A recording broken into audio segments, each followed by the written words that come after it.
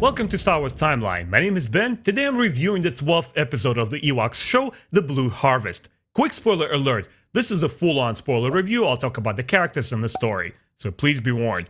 Anyway, let's take a look. What's going on here? We begin with the fall festival.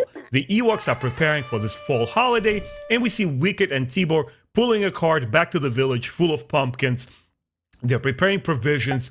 It looks like they're reaping the rewards of their hard toil from the spring, and they're celebrating along.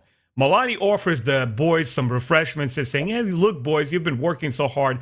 I think I'd like to spend some time with you, especially Wicket. Obviously, she likes the boy. Right there, we are introduced to this new creature, the bark eater Vorshak, which is like a giant space dog, I guess. It's right there around the village, it's jumping around, and it starts eating the pieces of the bark of the wood. And right there we're thinking, is this going to be the main threat in the episode? What's happening there? This vicious dog is just jumping around. But quickly Tibor arrives with low-grade potions. We are introduced with the main concept of what's going to happen in this episode, the blue and the red potion. The blue potion, the one that represents the solution to the problem. It's the love potion, and they immediately create this kind of trap. They spread it over the net, but Chief Logray warns them. He said, hey, guys, please be careful. Don't breathe in this fume because you will be affected by it. And obviously, we see that this Vorshak creature is affected by the lure, and then it's completely neutralized. It's happy now. It has a struck with love or kind of affectionate feelings. I sort of liked the beginning of this episode. Once again, we're introduced to Chief Logray and Tibor as his apprentice, and they're trying to have this apprenticeship learning about the Force. Because what we've seen in the previous episodes, what they basically show us as magic for the Ewoks, I take it as another interpretation of the Force. So I was fine there. I'm like, okay, we have two potions. That's cool. We have the festival. So what's happening here? The name of the episode is The Blue Harvest. Show me some traditional stuff happening there. Some kind of dancing, some kind of celebration, some kind of folk tales from the Ewoks. I was looking forward to world building in this episode. I was looking for a story that is centered around this Blue Festival. But we are taken somewhere else. Now the focus shifts to the bad guys, the villains of the show and of this particular episode, the Duloks. Their chief Gornish leads them into the village because apparently the guys are low on provisions because they didn't do all the hard works that the Ewoks have, and they're trying to steal all the food from the Ewoks. I'm like, okay, that's pretty cool. What's gonna happen next? They overhear the whole deal with the potions, and they're trying to steal the one that is not the love potion, which is the opposite of that, which could make somebody very angry, and they're trying to weaponize it and use it to attack the village. Okay, so we have one of the Duloks, Umwat, who is the shaman. He dresses up as this really odd-looking Tolga trader.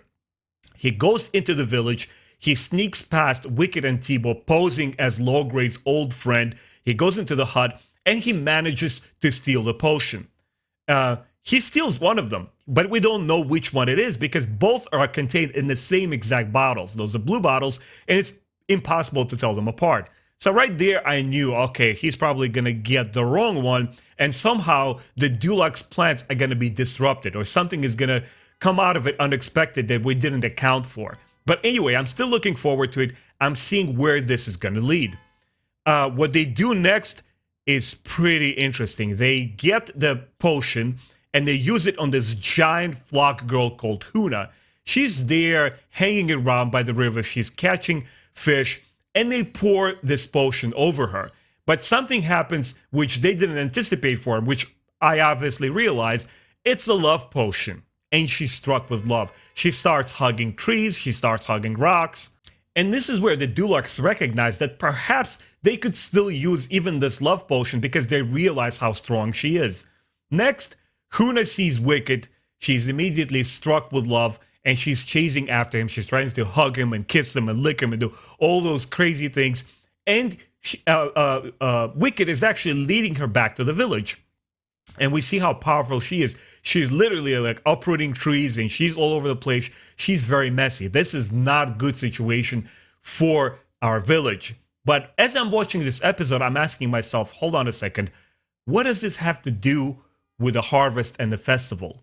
Not a lot. Okay, it's basically dealing with one aspect of it, which is the foodstuffs. So right there, I felt that the episode is not properly named because I felt that it's going to be about this traditions and culture of the Ewoks and some kind of tasks they have to perform or some kind of tradition that I have to observe. That's not what's happening here. It's all about war for provisions. This is what the Duloks need. They unfortunately exploit this giant creature who is harmless and she's struck with love, but because she's so powerful, some unprecedented things might happen. So as Hoona enters the Bright Tree Village, she's literally uprooting the huts. She's like looking for Wicket all over the place. And once she grabs hold of him, then she sort of calms down because that's all she needs.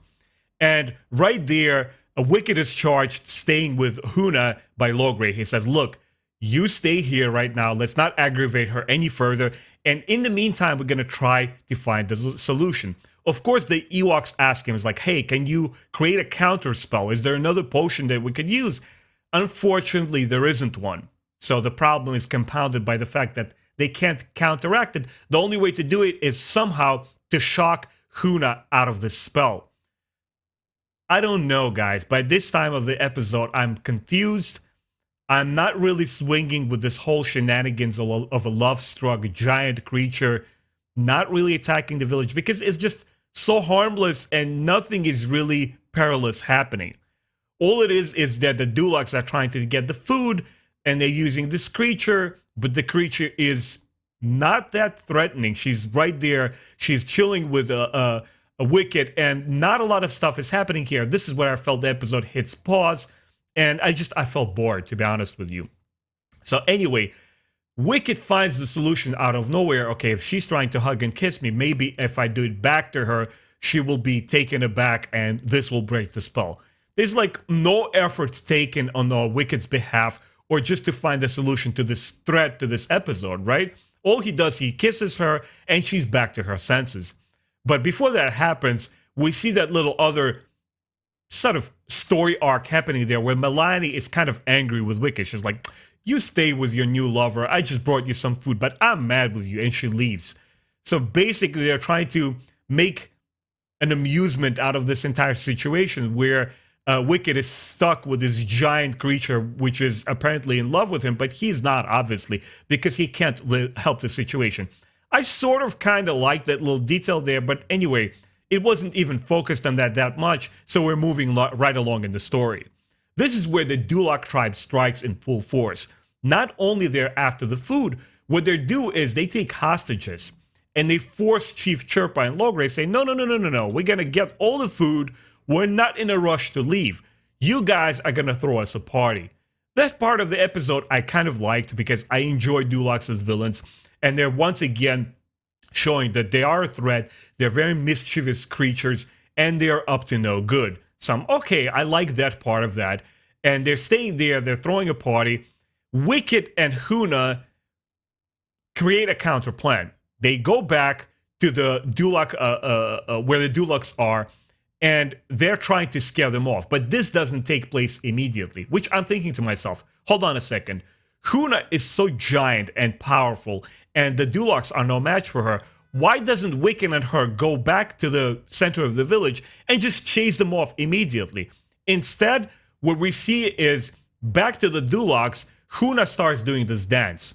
She still pretends that she's in love with Wicket. She, I guess, tries to throw the tribesmen off balance, which, again, I thought it was pretty weak writing. I thought it just doesn't work too well. It feels like it's a half-baked episode where the writers had a couple of elements set up, but they didn't know how to play them well against one another. Because when I'm judging this episode against previous ones, which I really enjoyed, where the story really comes out powerful and the premise is there, we're set up with a conflict, and it's never easy for Ewoks to find that solution in those particular episodes, that's what makes them really interesting. Here, the biggest problem is that Hoona is not threatening. Even when she's love-struck, she's all over the place. She is subdued pretty quickly as long as the Wicket is with her. Next, Wicket finds a super fast solution. He just kisses her, and there's your answer to the problem. And why does she have to do that weird dance? Because right after that, she starts threatening Duloc, she starts scaring them off, and she's like, shoo, shoo, and they all leave. One argument that could be made is that, well, hold on a second, the Ewoks still are hostages, and somehow we got to get them out there safely. But once again, all Wicket had to do is ask Hoona, is like, hey, you see where the hostages are? Chase those Dulocs off. Take all those guards and just throw them off their trees or something like that. Problem solved, right? Instead, we're having this dance and they're still diverting time. I felt that this episode is stretching time. It doesn't know how to set up the story very well. So I was sort of disappointed there. Anyway, by the end of this episode, Hoona, her spell is broken. She chases the Dulocs away, and we see that Wicket and Hoona part ways as friends. He says goodbye to her. She's kind of like endeared by the whole village because she did help out. And Milani once again calls Wicket honey, and they're back to being friends, and everything is happy. Everything is well done. So in closing, my final thoughts are that while separate elements of this episode were kind of okay, they're sort of interesting. There's this huge creature, the two different potions, why the Dulocs attacked the village. It just didn't combine and mesh very well together.